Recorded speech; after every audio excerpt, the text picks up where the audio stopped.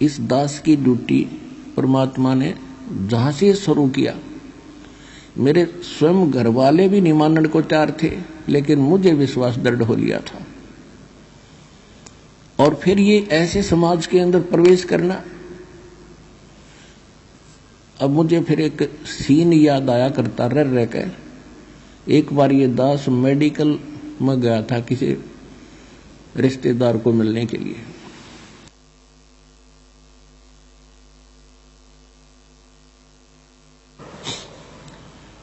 इस ज्ञान प्राप्ति से पहले तो वहां मेडिकल रोहतक के अंदर एक 13 नंबर वार्ड है, उसमें मेंटल वार्ड है। वो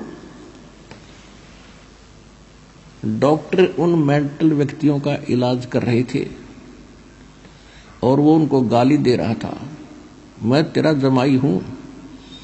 डॉक्टर कह रहा था हाँ जी ठीक है, हाँ जी ठीक है। उसका गिरेबान पकड़ लिया डॉक्टर का, दो तीनों ने छुड़वाया, बैठ जा।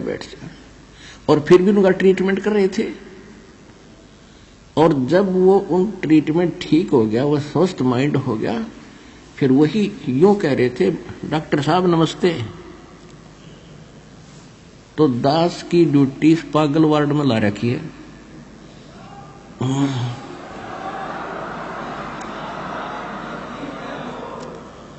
अब जिस भी गांव नगर में गया, दास ने यो ज्ञान सुनाया, नुका मारो डले, यो कहां से आ गया है, देवता नहीं पूजन देता, हमारे श्राद्धान को भी मना करता है, पत्थर मारो, ये करो।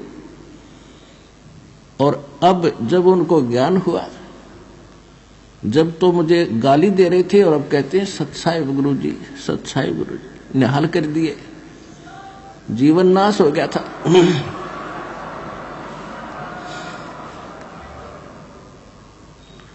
तो परमात्मा ने ये ज्ञान का तूफान उठा दिया। अब ये ऐसा काम करेगा, जहां भी कोई सीडी देखता है, डीवीडी, या वैसे एक टीवी चैनल के माध्यम से सत्संग सुनता है, तो अमृत वचन है, झंझोड़ कर रख देगी आत्मा को। कति ये सत्संग है, साध का सत्संग है, ये नकलियों का नहीं है।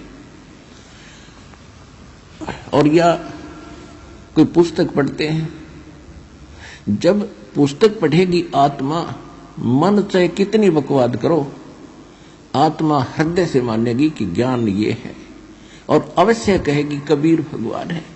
और चाहे वो कहीं फंसा पड़ा, किसी भी ग्रुप में, किसी संत के पास, या किसी पंथ में, या किसी धर्म मजहब में, जब आत्मा सच्चे दिल से मालिक ने अवश्य पुकारेगी, जब इस ज्ञान को सुनेगी कि हे परमात्मा, हे कबीर जी, दया करिए अपने आत्मा पे। यानी वो निकल नहीं सकता वहां से, लेकिन फिर पुकार दिया हृदय से, तो उसी दिन परमात्मा ने कह दिया, यो मेरा हो लिया।